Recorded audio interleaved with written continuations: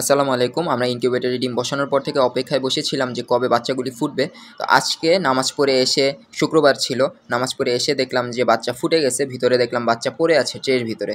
তো তাড়াহুড়া করে একটা ব্রুডার বানাইতেছি ব্রুডিং করানোর জন্য বাচ্চাগুলিকে। যেহেতু ফুটছে মাত্র এই টাইমগুলিতে কিছুদিন বাচ্চাগুলিকে লাইটের নিচে তাপ দিয়ে রাখতে হয়, না হলে প্রবলেম হয়। বাচ্চাগুলির গ্রোথ বা স্বাস্থ্য খারাপ হয়ে যায়। অনেক সময় বাচ্চা মারাও যায়।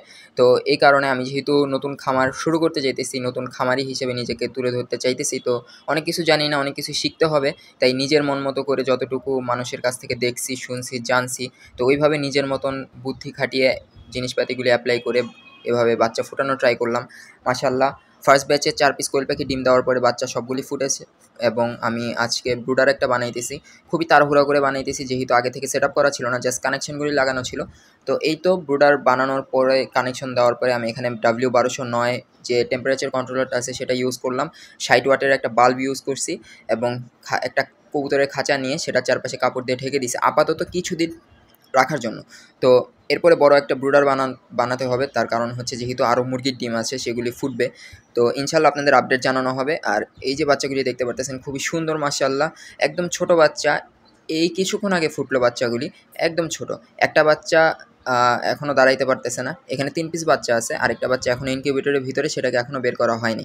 তো এভাবে এই যে কাপড় দিয়ে ঘেরাও করে দিয়ে ভিতরে একটা বাটির ভিতরে সামান্য কিছু মার্বেল দিয়েছি, যেন পানি দিলে পানিগুলির ভিতরে যেন বাচ্চাগুলি ভিজে না যায়। ভিজলে ঠান্ডা লেগে যাবে। আর আমি পানির মধ্যে আজকে লাইসোবিট দিছি। এখানে দেখলাম অনেক খামারিরা ব্রুডিংয়ের সময় লাইসোবিটটা ইউজ করে যাতে বাচ্চার দুর্বলতাটা কাটে, স্যালাইন হিসেবে ইউজ করে। তো সেটা ইউজ করলাম এবং এই যে মিটারটা দেখতে পাচ্ছেন 35 ডিগ্রিতে সেট করা আছে। 35 ডিগ্রি হলে ইনশাল্লাহ লাইটটা নিভে যাবে। আবার যখন 0.5 ডিগ্রি কমে যাবে তখন আবার লাইটটা জ্বলে উঠবে। তো এর পাশেই আমার এই ইনকিউবেটর, এখানে 2টা খোসা, ডিমের খোসা বের করে রাখছি। 3টা খোসা আছে, 3টা বাচ্চা বের করছে। আরেকটা বাচ্চা এই যে ইনকিউবেটরের ভিতরে দেখতে পারতেছেন, ওকে এখনও বের করা হয়নি, মাত্র ফুটতেছে। তো এই 4টা ডিম ফুটলো। লাইট দিয়ে যদি দেখায় আপনাদের, এই যে ভিতরের অবস্থা। ওই পাশে আরও অনেকগুলি ডিম আছে, এগুলি সব দেশি মুরগির ডিম। এগুলি ইনশাল্লাহ কয়েকদিন পরে ফুটবে, আপনাদের অবশ্যই আপডেট জানানো হবে। এই তো ইনকিউবেটরের ফার্স্ট টাইম ট্রাই করে দেখার জন্য ট্রাই করছিলাম যে কোয়েল পাখি ডিমগুলি ফুটে কিনা বা কোনো ডিম ফুটে কিনা, আমি পারি কিনা।